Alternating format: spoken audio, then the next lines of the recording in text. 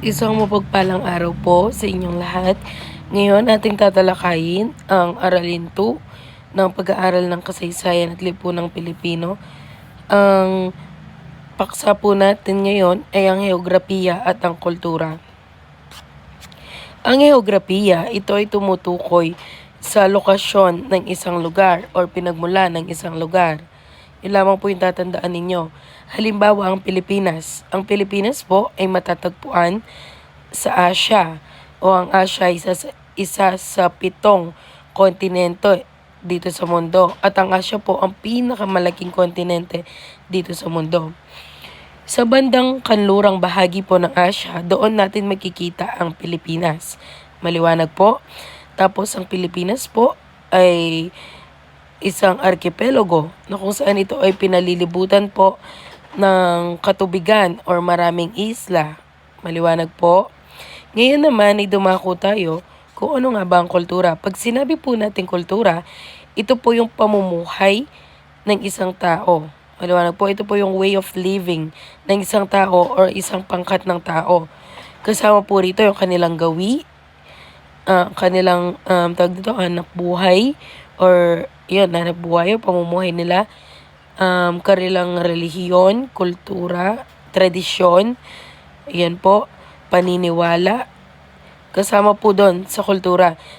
Malaki po yung kaugnayan po ng geografiya sa kultura. Ano nga ba yung mga kaugnayan ng geografiya at ng kultura? Una rito ay ang nakakaapekto raw ang kapaligiran sa buhay ng tao. Malaki po ang epekto ng mismong lokasyon o lugar sa mga tao. Halimbawa po, yung mga taong nakatira sa mga kabundukan. Halimbawa yung mga kapatid nating Aita, hindi po ba sila ay nakatira sa kabundukan? Since sila po ay lumaki at namuhay na sa bundok, ang kanila pong hanap buhay ay ang pagtatanim. Yan po, no? Patungkol po sa kabundukan. Kaya, kapag sila po ay bumababa dito sa kapatagan, iniisip po ng mga ibang tao ay hindi po sila gaanong maalam sa mga bagay-bagay dito sa kapatagan. Kaya malaki po yung epekto ng mismong lokasyon or lugar sa mismong buhay ng tao. Bukod pa rito, yung mga taong nasa kapatagan ay hindi gaanong maalam kung ano yung ginagawa nila sa kabundukan. Maliwanag po ba? Ngayon naman, ang ikalawa ay ang nahati ang kultura batay sa relihiyon or rehiyon. Kung mapapansin ninyo, iba ang paniniwala ng mga taong nasa Luzon, Visayas at Mindanao. Bawat lugar po ay mayroon silang iba't ibang paniniwala or mayroon silang iba't ibang kultura. Hindi po ba? Ang mga taong nasa Luzon ay mayroon silang iba't ibang kultura. Since sila ang mga taong nasa Luzon, halos sa kanila ay mga civilized na po yung mga lugar, na-adapt na po natin kung ano yung mga pagbabago sa tawag dito, pagbabago when it comes sa teknolohiya, sa pamumuhay ng makabagong mundo.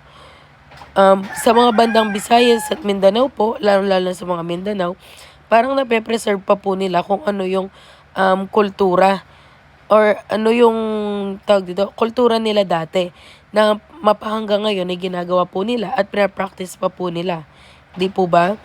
So, ayun po yung kahugnayan ng geografiya at kultura batay po sa rehiyon. Ngayon naman ay ang pagkakakinanlan sa tradisyon, sining at arkitektura. So, tayong mga Pilipino, is kilala po tayo sa pagiging malikhain, po. Lalong-lalo na po sa sining. Pag sinabi po nating sining, nakapaloob po rito yung mga pinta, ayan. Basta sining, pag sinabi nating sining, art, po. Yung mga Pilipino, kilala bilang magaling na, ang tawag dito, singer, or magaling sila sa pagkanta. Sining po yung tawag doon, no? So, bawat geografiya or lokasyon ay mayroong iba't ibang tradisyon, sining at arkitektura. Po, halimbawa, so yun nga, yung mga taong nasa Luzon, mayroon silang iba't ibang tradisyon. Tayong mga Pilipino, marami po tayong tradisyon. Yung pagsabi natin ng po at opo, yung pagmano po natin, liwanag po, yun po yung mga tinatawag na tradisyon. Kasama po rito yung mga pinaniniwalaan natin, yung mga tawag dito, yung mga kasabihan, ayan yung mga bawal magwalis kapag gabi, bawal mapatakan ng luha, yung salamin ng kabahong, yun po, no? Marami po tayong pinaniniwalaan na ganyan. So, sa mga paniniwala po natin, sa mga iyon, ay nakikilala po tayo or nakikita po ang pagkakakilanlan natin. Lalong-lalo na po yung pagsabi po natin ng po at opo. Kapag po nakita nila or narinig nila yung po at opo, ibig sabihin, mga Pilipino na tayo. Liwanag? Kumbaga, agad nilang malalaman ng mga Pilipino yung mga nagsasalita. Ngayon naman, nagdumako po tayo sa kontekstong geographical at kulturang Pilipino. Bago pa man dumating ang mga mananakop, ay mayroon na pong ruta or mga tawag dito, mayroon na pong nagaganap na kalakalan. Pag sinabi natin kalakalan, yung pong export at import, yung pagpapalitan po ng mga produkto galing dito sa Pilipinas, idinadala po sa ibang bansa or sa mga bansa po ng Asia. Ano nga po yung mga bansa ng Asia? Nandyan po yung mga Taiwan, Thailand, Vietnam, China, Korea, Japan, at marami pa pong iba, no? So, yun po, bago pa dumating yung mga mananakop. Nangyayari na po sa atin yun, nakikipagpalitan na po tayo ng mga produkto. O sa pagdating po ng mga Kastila, ay mas nakilala po ang mga sentralisadong pamamahala at iba pang elemento ng kolonyalismo. So dito na po namayani yung mga pamamahala or kolonyalismo sa panahon po natin. At dito na rin po na-introduce yung 3G. Ano nga po yung 3G? Yung God, Gold, at Glory. O bakit po natin nasabi na God, Gold, at Glory? Una, pag sinabi natin God, kasi ang mga Kastila po ay inintroduce po sa atin ang Kristyanismo. Po? O yung Kristyanismo, specifically yung Katoliko. Kaya nakapaloob po yung God. Kasi nung dumating sila, nagkaroon tayo ng relihiyon na tinatawag na yun nga, Katolisismo, or sa panahon natin ngayon, Roman Catholic. Sunod naman ay yung glory. Bakit nakapaloob? Kasi yung glory, yung ginawa po ng mga Kastila sa atin is inalipin po nila tayo. To the point na sinasamba na po natin sila. Hindi po ba? Kasi karamihan sa mga Pilipino noon is takot po sila. Kasi talamak yung patayan noong panahon na pananakop ng mga Kastila. Kapag ikaw ay taliwas sa kanilang paniniwala o hindi sumusunod sa kanilang pamamahala, papapatay ka po nila. Kaya pumasok yung glory. At ang panghuli naman po ay yung gold. Bakit kasama dito yung gold? Kasi po ang Pilipinas ay kilala bilang mayaman sa mga likas na yaman. Hindi po ba? Marami pong ginto dito sa Pilipinas, lalong-lalo na noong unang panahon. Kaya nga po maraming tawag dito, mga dayuhan ang sumakop po sa ating bansa. Kasi po, tayo ay mayaman pagdating sa mga likas. Po? So, yun po, yung kolonisasyon ng mga Espanyol. Ngayon naman, makikita po natin, ayan, nabanggit ko nga kanina, na ipalaganap po nila ang Kristyanismo. Yan, tapos ang pagsasaayos sa mga tirahan na tinatawag na reduksyon. Dito naman po, yung mga taong tawag dito kabilang sa mga pangkat etniko, pag sinabi po natin pangkat etniko, ito po yung mga tawag dito yung mga espesipikong pangkat, katulad ng mga Igorot, ayan, yung mga Aita, di po, natakil natin nung unang aralin, nandiyan yung mga Negrito, yung mga Malay, Nepo, yun po yung mga tinatawag na pangkat etniko. Pag sinabi po nating reduksyon, sila po ay tumaliwas. Noong unang panahon po kasi, sa panahon ng mga Espanyol, yung mga taong nakatira sa mga kabundukan, pinapababa po nila, pinapababa po nila upang sila po ay makianib sa mga taong nasa, mga taong nasa kapatagan para sila ay mag-convert din o maniwala sa kanilang inintroduce na relihiyon na Katolisismo at i-adapt po kung ano yung itunuro nilang kultura sa atin. Ngunit ang mga ilang pangkat etniko po ay hindi po pumayag. Bagkus pinatili po nila yung kanilang mga kultura, kanilang paniniwala. Naging matigas po sila. Lalong-lalo na po yung mga taong bandang Mindanao. Kasi nung panahon po ng mga pananakop ng mga Espanyol or mga ibang dayuhan na nanakop sa atin, yung sentro po kasi ng pananakop nila ay sa Manila. Kaya hindi po ganun na-impluwensyahan yung mga malalayong lugar katulad ng Mindanao. So, tandaan ninyo yung reduction, ito po yung pagtutol ng mga pangkat etniko or mga taong yan kasama sa pangkat etniko bilang pag-refuse po nila or pagtanggi sa pagyakap ng kultura ng mga Espanyol. Bukod po ron, sa kabilang banda, kung mayroong mga tumanggi ng mga katutubo, mayroon naman po mga tao na yinakap yung inintroduce na kultura ng mga Espanyol. Kaya nabuo po ang hybrid na kultura. Ang hybrid na kultura po, ito ay nagmula sa katutubo at impluwensyang Banyaga.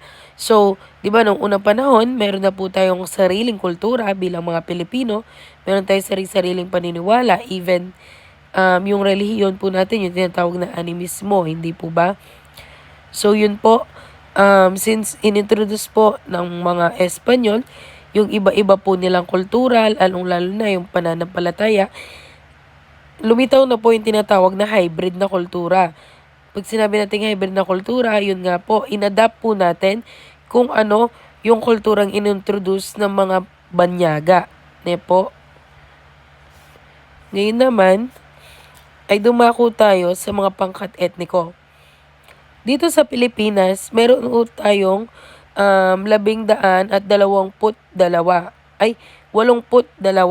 or 182 na pangkat etnolinguistiko. Ito po yung mga pangkat etniko. Tandaan nyo po, meron po tayong 182. Kasama po ito sa test natin na napapanatili ang natatanging tradisyon, bunsod ng pagkakahati ng mga pulo at geographical lokasyon. So, nabanggit ko nga po ang Pilipinas. Since tayo ay binubuo ng maraming pulo or isla, so, yung mga isla po na yun or bawat lugar sa Pilipinas ay mayroong iba't ibang pangkat etniko.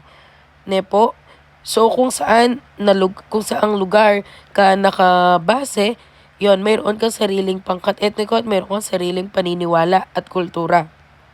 Liwanag po. Ngayon naman ay dumako tayo sa Ilaya. Ito yung mga pinaka pangkat etniko. Mayroon tayong dalawa. Noong unang panahon na ati po sa dalawa. Una ay ang Hilaya. Pag sinabi po nating Hilaya, ito po yung mga taong nakatira sa kabundukan.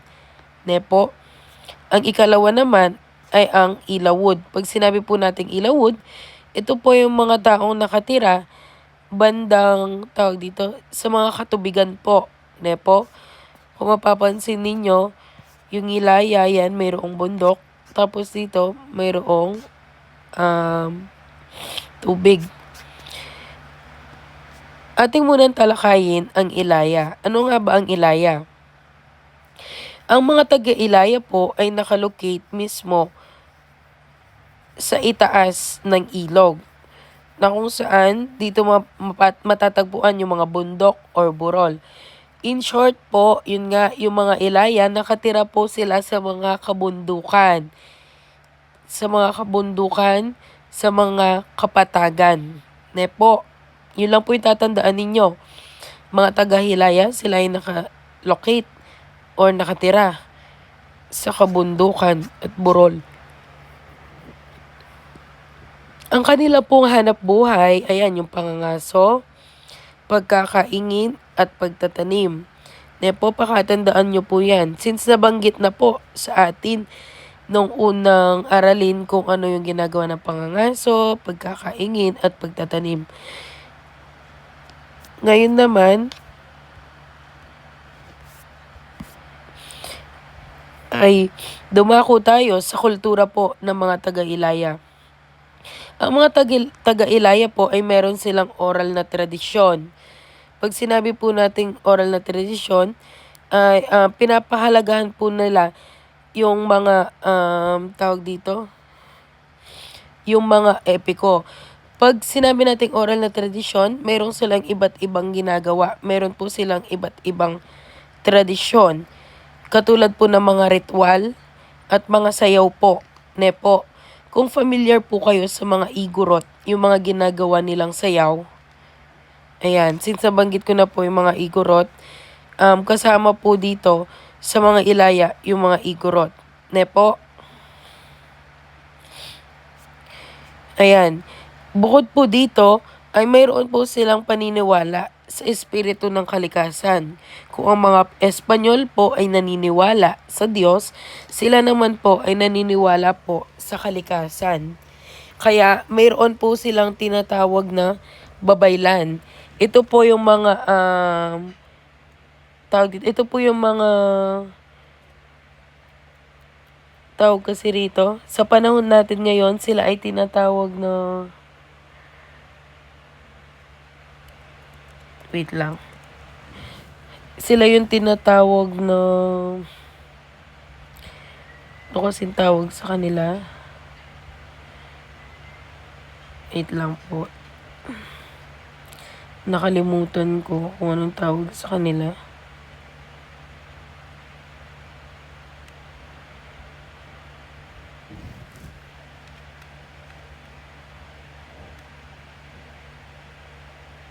Tinatawag nating albularyo. Kasi, noong unang panahon, since hindi sila, noong unang panahon, yan, yung mga taga-Ilaya, since hindi sila naniniwala sa Diyos, ang paniniwala nila ay may mga espiritu yung kalikasan, yan, yung ginagawa po nilang gamot, tawag dito, nanggagaling po sa kalikasan, po. Kaya mayroon silang tinatawag na babaylan. Sa panahon po natin ngayon, sila ay tinatawag na albularyo. Kumbaga sila po yung naggagamot noon. Sila po yung tinatawag nilang doktor noon. Pero nakabase po sa espiritu ng kalikasan. Po. O hindi po kaagad napasa ilalim ng impluensya ng Kastila bungsod sa kanilang lokasyon. So yun nga po, nabanggit ko na mayroong mga ilang ibang pangkat etniko na hindi po na-impluensyahan ng mga Espanyol. So sila po, preserve po nila kung ano po yung kultura nila. Patuloy po nila itong practice, patuloy po itong ginagawa. Po, ang ilan sa mga halimbawa po ay ang igorot at binukot. O yun, di ba nabanggit ko kanina yung mga igorot kasama po sa mga taga-Hilaya since sila ay nakatira sa mga kabundukan. O, sino nga po or ano nga po ang mga igorot? Ang mga igorot po ay naninirahan po sa bandang Cordillera.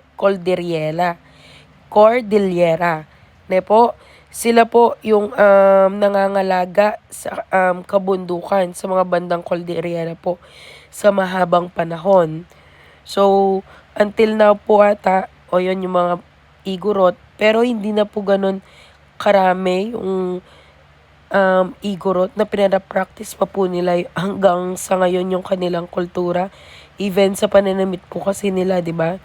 Hindi na po nila ganun sinusuot yung pananamit nila. Nag-adapt na rin po kasi sila sa kasuotan po natin ngayon. Yan, yung mga t-shirt, shorts, pants, ganyan po. So, tandaan niyo yung mga Igorot, sila yung namamahala sa kabundukan ng Cordillera sa mahabang panahon. Ang mga Igorot po ay mayroong hanap buhay. Dahil sila ay nakatira sa bundok, sila ay nagsasaka. So, ang yamang lupa ay pamana ng kanilang mga ninuno. Hindi po ba kung madalas kayong pumunta na kayo sa mga bundok? Since kasi kami, na-experience namin pumunta sa mga bundok at na kausap namin yung mga Aita leader. So, lagi nilang sinasabi, yung bundok na yun is pamana ng kanilang mga ninuno. Ganun po yung lagi nilang sinasabi. Bakit sinasabi nilang pamana ng kanilang ninuno? Kasi, yung kanilang ninuno, doon po sila naninirahan noong unang panahon. Hanggang napasa-pasa na po yung lugar o lokasyon sa bawat henerasyon po ng kanilang pamilya. So, yun po, yung pagsasaka at bukod pa rito ay bawat masaganang ani po ay sinasabi nilang ito ay pamana ng ng mga espiritu. Since naniniwala sila, espiritu ng kalikasan or kalupaan. Since naniniwala sila na ang kalikasan ay mayroong espiritu, feeling nila kapag sila ay nakakapag-ani, blessings po iyon galing sa kalikasan. Binibigay iyon ng kalikasan. Iyon. Kung papansin niyo ito ay ang rice terraces or Banawe rice terraces. Ang Banawe rice terraces po ay isa po siyang handmade. Pag sinabi nating handmade, gawang kamay po. Ginawa lang po ng mga taong naninirahan sa bandang Cordillera. Tawag dito, kaya tinawag silang unang inhenyero Yan. Kaya tinawag nilang unang inhenyero. Pag sinabi po kasi nating inhenyero, architect, kasi minamano-mano po nilang ginawa ito. Po. Sunod naman ay ang paghahabi. Ang paghahabi po, yung parang tawag dito,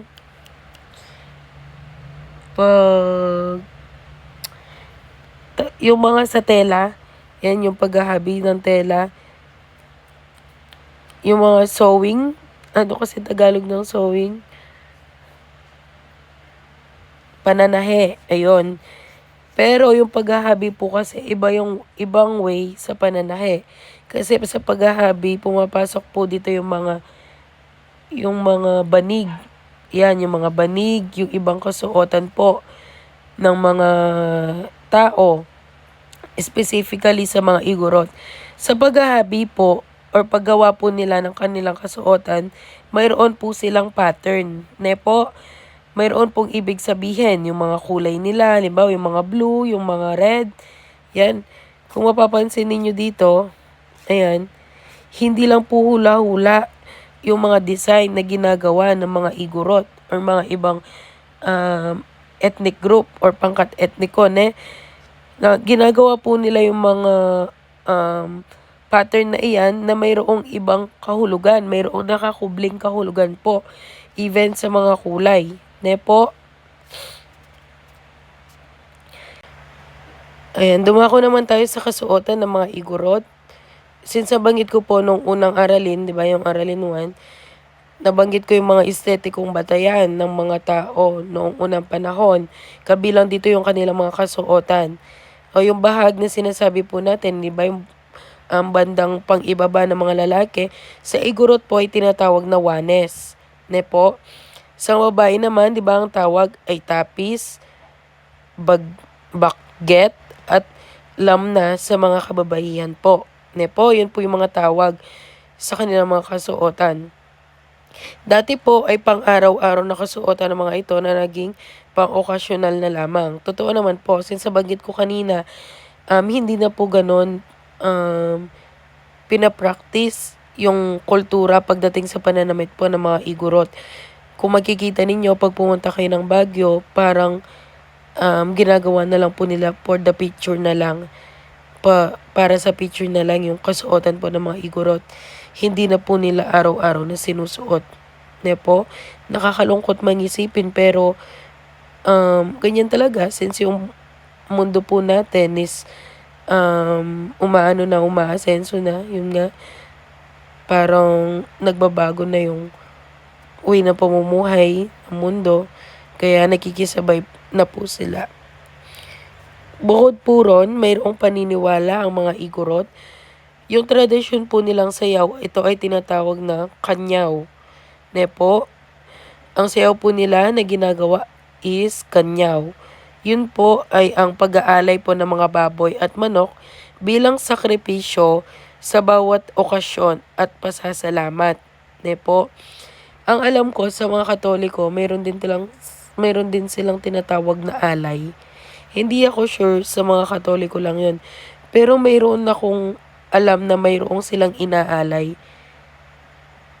Tama ba yung mga ganun? Mostly sa mga, hindi ko alam, mga yung nagpaparamdam, di ako sure yung mga yung mga namatay na nagpaparamdam daw, yun, nagiiwan sila ng mga pagkain, tawag doon alay. So bukod po ron, masidhi ang kanilang paniniwala at pananampalataya sa kalikasan. So yun nga, napakalakas ng kanilang pananampalataya sa kalikasan since yun yung tinuturing nilang parang Diyos. Po, kasi naniniwala sila na ang kalikasan ay buhay, may espiritu po ang kalikasan. Kaya lahat ng nangyayari sa kanila nakabatay po sa kalikasan. Po, ngayon naman ay dumako tayo sa kabunyan. Ito po yung mga Diyos ng mga igorot. Po, yun yung tawag sa Diyos ng mga igorot, kabunyan. Ngayon naman ay dumako po tayo sa mga binukot. Ang mga binukot po ay isang tribo sa bandang Kabisayaan po.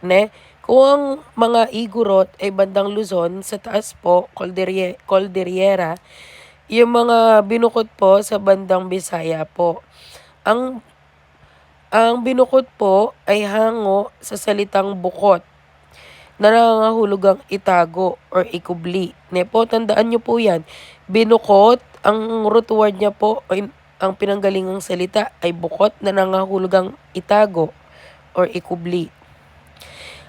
Ang mga binukot po, ito ay may kalimitang itinatago ang mga maririkit na babaeng anak. So in short po, yung mga anak na babae po ng mga binukot, tinatago po nila.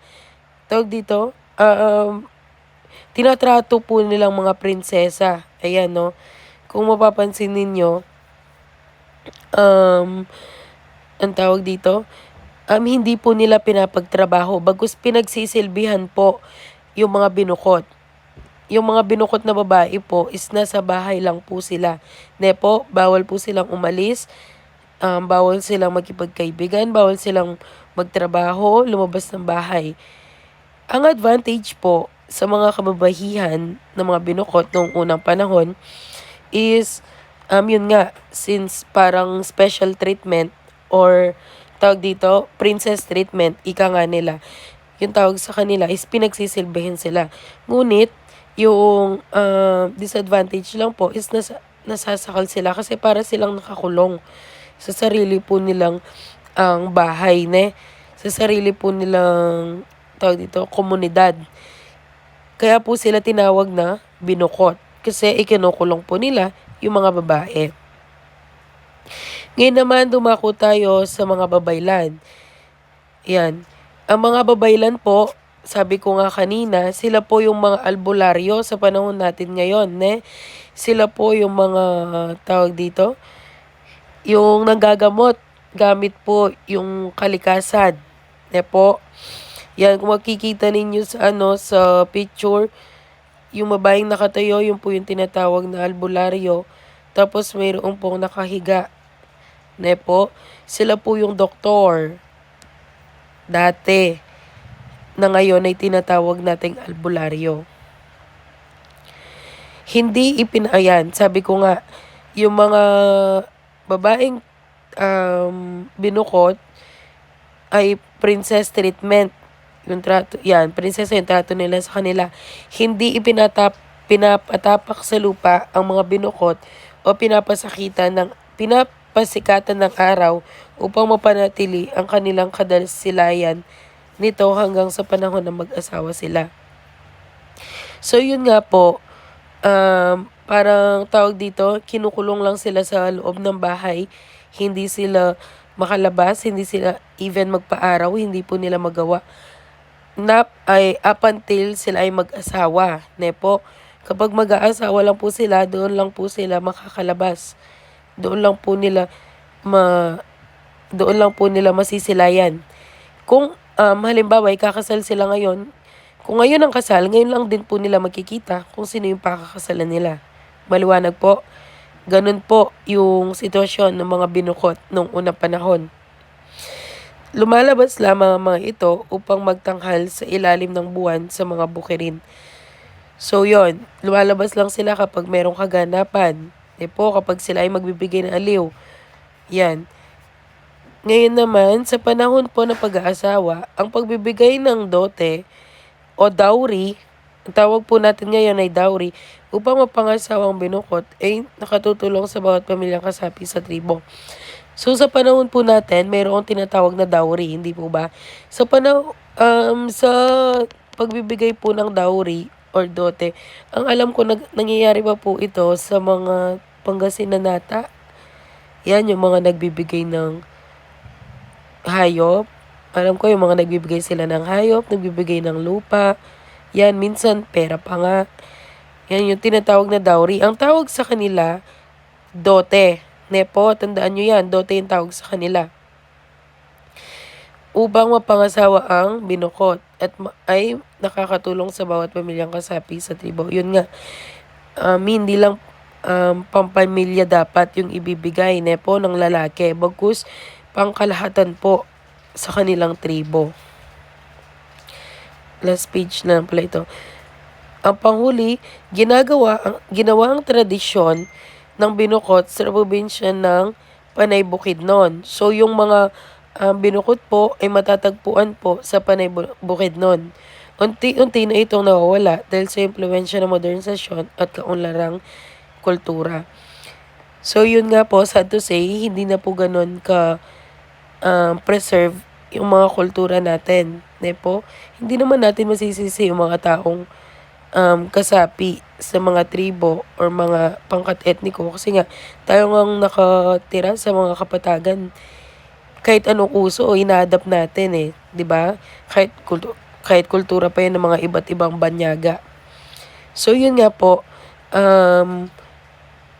at the same time, parang sa mga babaeng binukot, relief sa kanila na hindi na pinana-practice yung ganong kultura kasi malaya na po kasi sila ngayon.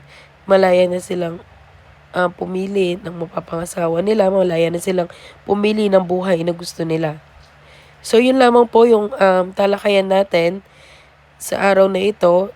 Ito po ay ang Aralin 2, po, ang ugnayan po ng kultura at geografiya. So, nawa, naintindihan nyo po yung discussion natin kahit na ganyan po yung boses ko. Since hindi po kasi, tawag dito, okay yung pakiramdam ko. Masama po kasi yung pakiramdam ko kaya hindi ako gaanong, tawag dito, maayos mag-discuss. Po. So, yun lang po. Good day. Good day po everyone.